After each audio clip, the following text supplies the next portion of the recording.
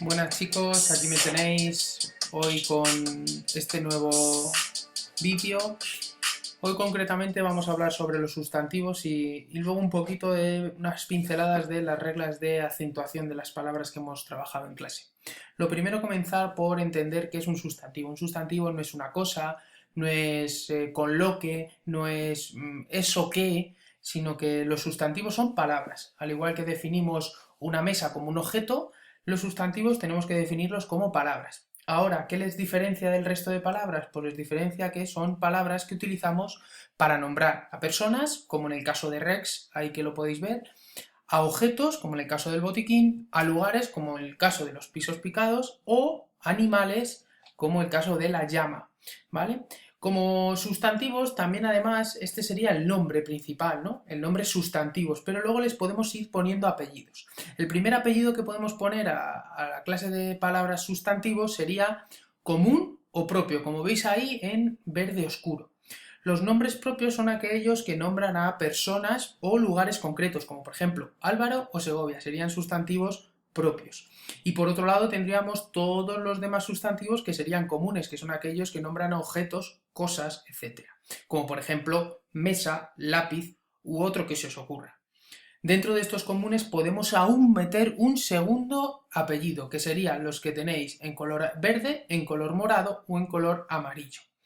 Para empezar, empezamos con los amarillos. Los sustantivos comunes pueden ser, bien por un lado, contables, como bien dice la palabra, podemos contar, podemos enumerar, un gato, dos gatos, tres gatos, y no contables, nunca podríamos decir un azúcar, dos azúcares, tres azúcares, sería erróneo. En cuanto al color verde, tenemos que podrían ser, además de ser contables o ser no contables, también podrían ser individuales o colectivos, una de las dos.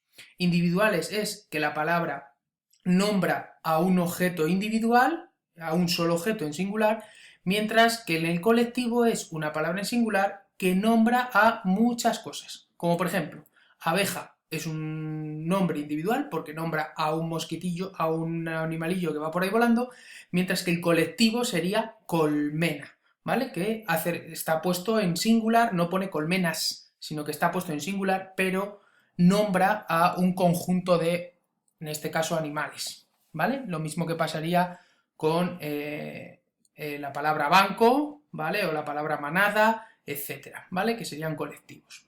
Y por último, las palabras que se englobarían dentro de las moradas, abstractas o concretas.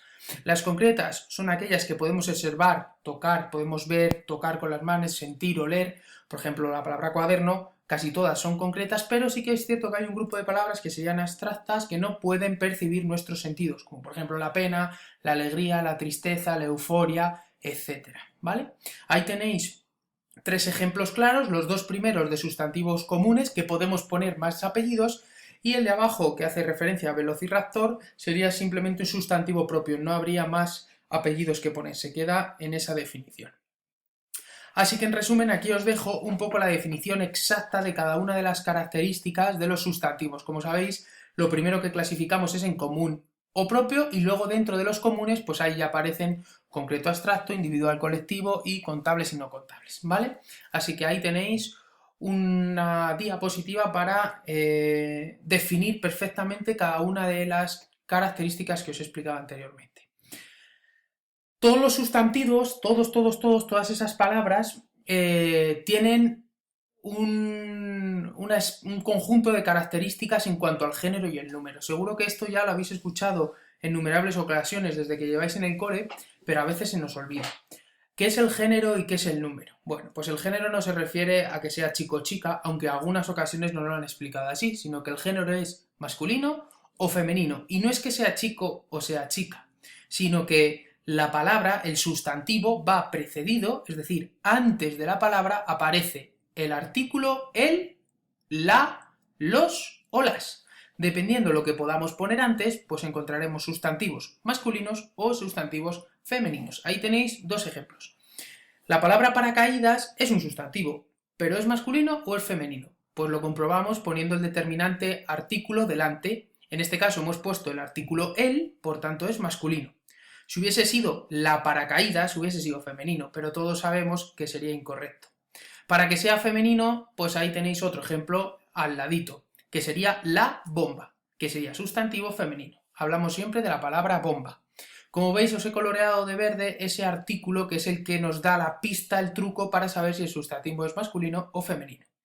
Lo mismo nos pasaría con el número. El número simplemente hace referencia a si solo nos referimos a un único objeto o nos referimos a muchos objetos. Por ejemplo, en el primer ejemplo tenéis que hace referencia a el personaje, es singular, solo hace referencia a un personaje. Para que hubiese sido plural, tendríamos que haber utilizado el artículo los. Así sería los personajes. Como veis, concuerdan en número el artículo con el sustantivo. Esto ya lo veremos en unidades más posteriores. Y en el otro lado tenéis ese sustantivo femenino en plural, que sería las bombas, ¿vale? Ahí sí que es las es femenino, la es femenino y añadimos una S, nos referimos a más de una bomba, por eso decimos que es plural. Bueno, hasta aquí el tema de los sustantivos, las clases de sustantivos y el género y el número, que sería más o menos lo que vamos a trabajar en esta unidad 2, y ahí tenéis dos retos que tenéis que realizar en vuestro cuaderno. La primera, complicada. Como sabéis, los retos o se consiguen o no se consiguen. No pasa nada si no los conseguimos, lo importante es intentar resolverlo. La primera, como os digo, es complicada. Tenemos que buscar una palabra que dependiendo de la sílaba tónica que coloque, pueda existir de palabra aguda y palabra llana. Es decir, la misma palabra. Imaginaos, si yo pongo casa, esa sería llana, pero no existe la palabra casa, que sería aguda. Es decir, tenéis que buscar una palabra que tanto si es llana como si es aguda, exista. Así que, a pensar que es difícil. Y la 2, más fácil a la hora de realizar, porque vuestra cabeza no va a necesitar tanto pensamiento. Dice, recorta un fragmento de periódico, de revista, de panfleto, lo que quieras, con una extensión mínima de 4 líneas, ¿vale? Y tienes que colorear en ese panfleto todos los sustantivos que encuentres. Recuerda, los sustantivos nombran personas, cosas, objetos o lugares. Así que recortas ese trocito, lo pegas en tu cuaderno y lo coloreas. No se te olvide copiar los dos enunciados porque si no, no me entero yo a la hora de corregir.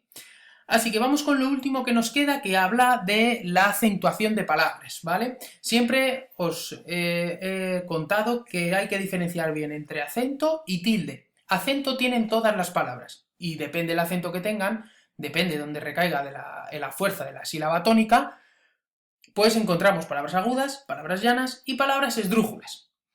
Pero la diferencia estaba en cuando se pone tilde, esa rayita que tanto nos traiciona cuando escribimos, que muchas veces se nos olvida y nos cuesta mucho recordar. Pues ahí tenéis las 3 reglas de ortografía, en este caso de acentuación.